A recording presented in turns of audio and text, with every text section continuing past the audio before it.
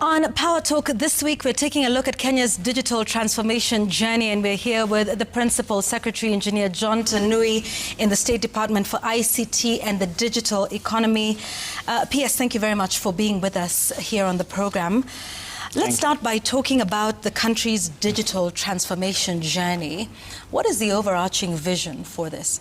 Thank you, Yvonne, for having me tonight here. It's quite exciting to be here to discuss about what we are doing in the digital superhighway. This is part of our economic transformation of our country under the bottom-up transformation agenda and also under our Kenya Digital Master Plan. So we are embarking on connectivity, ensuring that broadband connectivity is extended across the country. That's the most primary foundational work we are doing together with our private sector. We are very proud in Kenya to have very strong private sector, mobile network operators, internet service providers, and many other players, global players. We are also working on digitization, supporting various state departments to ensure that their services are available to the citizens in a digital format and ensure it is easy. You can access anytime, 24 from your comfort of your phone. We are also working to see that we unlock opportunities for our young people through digital skilling, working with various partners to ensure that our young people can access opportunities and monetize their creations. We are also working with global players, various government agencies to make Kenya also attractive and become a destination for investment and also a very innovative country.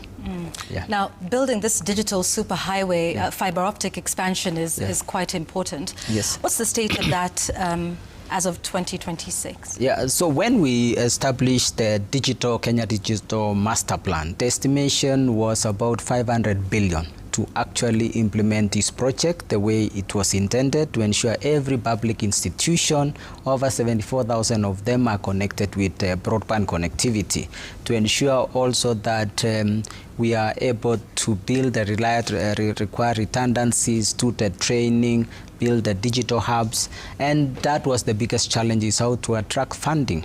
And we are very proud of the work we've done with the leadership of our president, our minister, and cabinet and parliament. We've been able to access, with the challenges of limitation of funding, we've accessed quite good funding through Universal Service Fund, through the National Treasury Exchequer, and also with our development partners from global. We have World Bank, we have Friends of Kenya, countries like Belgium, we have China, we have South Korea, and all this funding has helped us now to make progress.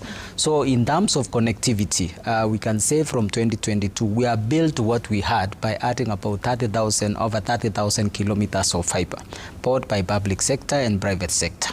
Using the Universal Service Fund, we changed the model and working with Kenya Power so that it is faster and a lower cost. And we are able now to, we are implementing about 12,000 kilometers with Kenya Power. And you'll be seeing a blue cable on top of Kenya Power going to a public institution. Several places are already reached, and this is ongoing. We've also seen the private sector from 2022 to now, ISPs. We've increased the home connections of fiber and businesses by a million. So the number of broadband mobile connections fixed has increased from 1.1 million to over 2.1 million. And so these are some of the progress we've made. In respect to the area of digitization, we are very proud of the achievement. eCitizen, for example, with less than 540 services, talking about 22,000 services, is actually a world record in terms of that traction, in terms of services that were made available online. Building a platform with over 16 million users. Daily, over 500,000 people access that service. Imagine if all these people were to visit an office the transformation is really impactful, and removal of issue of having to interact with people. So it removes issues of corruption, it lowers the cost of access to service. You don't need to travel anywhere from the comfort of your home. There's still some work to be done, but we are very happy with the progress done, and we are encouraging the parties that involve in the ecosystem of eCitizen now to expand and make this solution available to the rest of the African continent. So we'll be having startups that can scale, and when you visit them, they have over 300 young people, engineers working, powering them. Healthcare, to achieve the digital transformation in healthcare, digital platform have played a very big role. Today, with about 29 million registered users in the healthcare system. So the digital platform is playing a very significant role, giving us data that we didn't have in the past. Today we have real-time data that from morning to now, how many people were served in our facilities, what kind of issues, so we can make decisions now based on real data. So the future is good. We are going on in the other sectors, agriculture, education, and the rest of the digitization that we are working on. What's the latest with respect to the Konza Phase 1 infrastructure? Konza, we are very proud with the progress we've made. Kenya embarked on a journey to build a city from scratch, from a farmland, green land. And I was privileged to be the CEO, joining when we had only land. Today we are brought the phase 1 of the infrastructure, horizontal infrastructure, was launched by His Excellency the President, and we have the latest infrastructure that really are in first world. When you talk about solid waste management system, which is automated, we have infrastructure built, what we call streetscapes, to world class, where you integrate the green spaces, utilities, and the roads together, lighting, ICT infrastructure. So we have completed horizontal infrastructure. Now we have the Research Institute, the first of its kind, the most equipped research institute, which will be offering master's and PhD degrees ready, and this year will admit its students. We are waiting for the charter award. We believe in the next few months the charter will be awarded. These will be the wheels that will drive Kenya to what we call knowledge economy, and actually the first world. So research institutions like that, we host the Open University of Kenya at Konza, writing on the digital infrastructure, the National Data Center, now having over 20,000 students within 2 years. To achieve 20,000 as a university is not easy, and this was a new concept, fully online, lowering the cost of access to education, bringing convenience to students and Kenyans from all over, also allowing the rest of the continent to access Kenyan education system. We also have attracted now investors. I think very soon now the most important part we are looking forward was jobs, the number of jobs to be created. Some of the caps we had was housing. But we have about 3,000 housing under construction at Konza.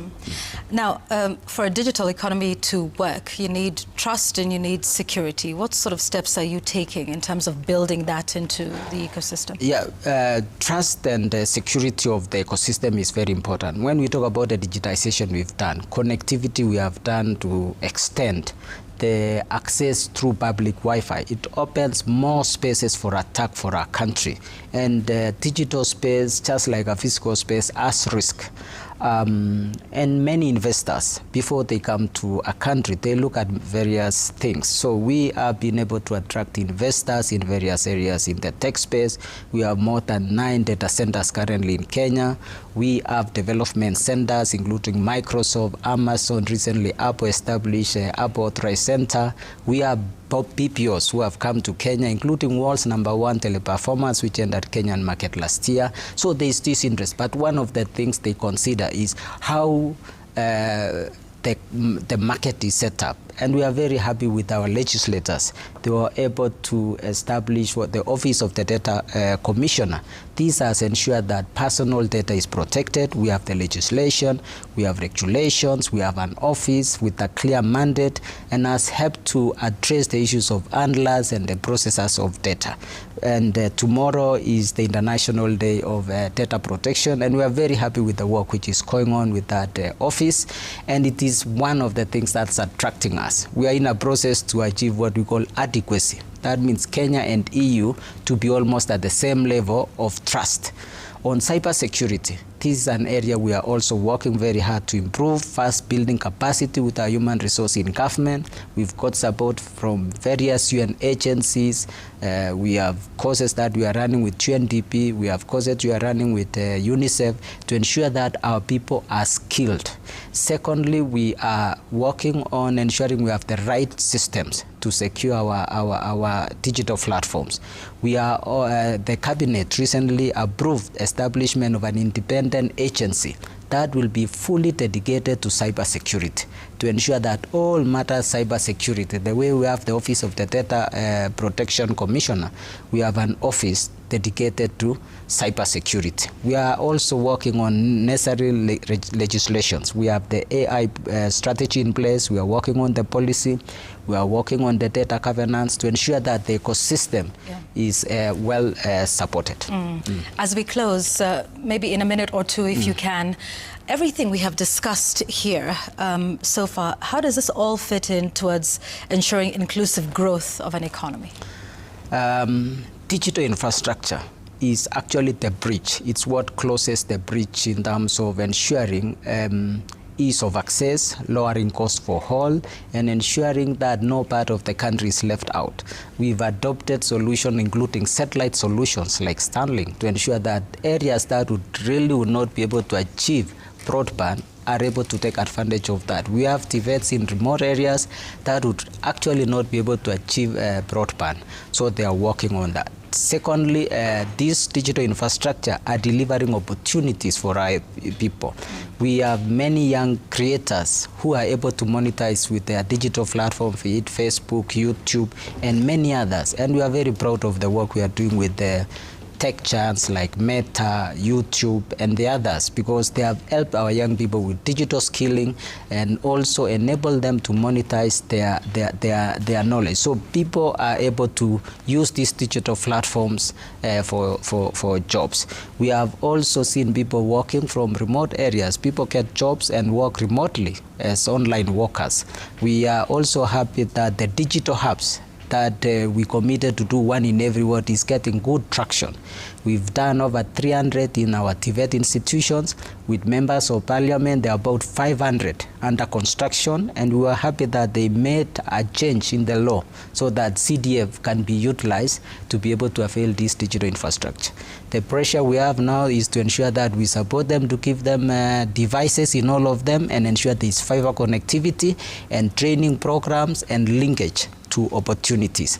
But the progress we have made in digital space is quite exciting. This morning we were at the office of the Attorney General, and the progress they are making there is amazing. We were delivering devices to ensure that they are able to digitize their content, and they are also able to stop generating now manual records anymore by adopting case management records and digitization. And this is what we'll be doing across government.